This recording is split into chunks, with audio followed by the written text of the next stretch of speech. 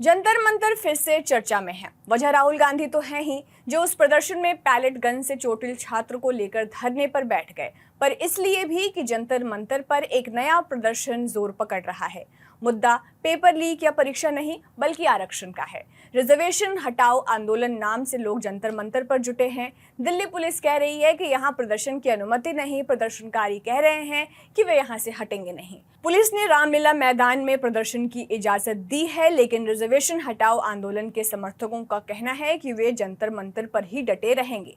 तो आखिर ये आंदोलन कहां से आया, इसके पीछे कौन है, प्रदर्शनकारी क्या चाहते हैं, और जब पुलिस ने दूसरी जगह प्रदर्शन की परमिशन दे दी है तो जंतर मंतर पर ही क्यों अड़े हैं, ये सब आपको बताएंगे आज के इस वीडियो में। नमस्ते, मेरा नाम खुशबू है और आप देख रहे हैं न्यूज़ पिंच। पूरी कहानी की शुरुआत सोशल मीडिया से शुरू हुई। जुलाई के आखिर में जब दिल्ली का जंतर मंतर कॉकरोच जनता पार्टी के पेपर लीक और परीक्षा गड़बड़ी वाले आंदोलन का केंद्र बना हुआ था, उसी दौरान सोशल मीडिया पर रिजर्वेशन हटाओ आंदोलन नाम का एक पेज तेजी से सामने आया। इस पेज में देश में लागू जाति आधारित आरक्षण व्यवस्था पर सवाल उठाना शुरू किया। सवाल ये था कि नौकरी और शिक्षा में आरक्षण का आधार सिर्फ जाति ही क्यों हो। आर्थिक और शैक्षणिक यानी इकोनॉमिकल और एजुकेशनल पिछड़ेपन को भी इसका आधार क्यों न बनाया जाए। रिजर्वेशन हटाओ आंदोलन आरक्षित वर्गों में क्रीमी लेयर के नियमों को ज्यादा सख्ती से लागू करने की मांग भी कर रहा है। उसका कहना है कि जिन जातियों तक आरक्षण का फायदा पर्याप्त रूप से नहीं पहुंच रहा है, उनके लिए सब कैटेगरी बनाई जानी चाहिए। आरक्षण व्यवस्था की समय सीमा पर समीक्षा की भी बात कही गई है। साथ ही सरकारी स्कूलों, स्कॉलरशिप, हॉस्टल और कोचिंग जैसी सुविधाओं को मजबूत करने की बात भी रिजर्वेशन हटाओ आंदोलन के समर्थक कर रहे हैं, ताकि सिर्फ सरकारी कोटे पर निर्भरता कम हो। यही वो बहस है जिसे रिजर्वेशन हटाओ आंदोलन के समर्थक सड़क पर लाना चाहते हैं। शुरुआत में ये पूरा अभियान सोशल मीडिया तक ही सीमित था। लोगों से आरक्षण व्यवस्था में बदलाव की मांग करने की अपील की जा रही थी। कॉकरोच जनता पार्टी की तरह यहाँ भी सोशल मीडिया को ही आंदोलन खड़ा करने का जरिया बनाया गया। देखते ही देखते इस अभियान को बड़ी संख्या में लोगों का समर्थन मिलने लगा। सोशल मीडिया पर इसके फॉलोअर्स भी तेजी से बढ़े। इसके बाद आंदोलन का दायरा सिर्फ आरक्षण हटाओ की मांग तक सीमित नहीं रहा। दरअसल आरक्षण को लेकर रिजर्वेशन हटाओ आंदोलन के समर्थकों की जो मुद्दे हैं, उसका विरोध भी हुआ।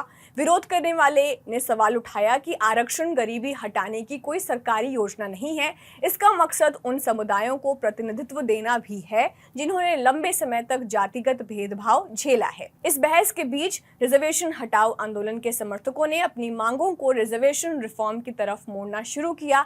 यानी अब बात सिर्फ आरक्षण खत्म करने की नहीं, बल्कि मौजूदा व्यवस्था में बदलाव की भी होने लगी। इसी बीच आंदोलन को सड़क पर उतारने की तैयारी शुरू हुई। 3 अगस्त को इस अभियान का चेहरा बनकर सामने आए हर्ष दुबे। उन्होंने लोगों से 21 अगस्त को दिल्ली के जंतर मंतर पहुंचने की अपील की। इसके बाद दिल्ली पुलिस ने साफ कर दिया कि 21 अगस्त के लिए जंतर मंतर पर किसी प्रदर्शन की अनुमति नहीं दी गई है। इसके बावजूद सोशल मीडिया पर 21 अगस्त को जंतर मंतर पहुंचने की अपील वाले वीडियो लगातार वायरल होते रहे। प्रदर्शन की तारीख नजदीक आई तो पुलिस ने फिर चेतावनी दी। 20 अगस्त को दिल्ली पुलिस ने दोबारा कहा कि जंतर मंतर पर प्रदर्शन की अनुमति नहीं है। पुलिस के मुताबिक नई दिल्ली जिले में BNSS की धारा 163 लागू है, यानी 5 या उससे ज्यादा लोगों के इकट्ठा होने और प्रदर्शन करने पर रोक है। लेकिन शुक्रवार को यानी 21 अगस्त को तस्वीर कुछ और रही।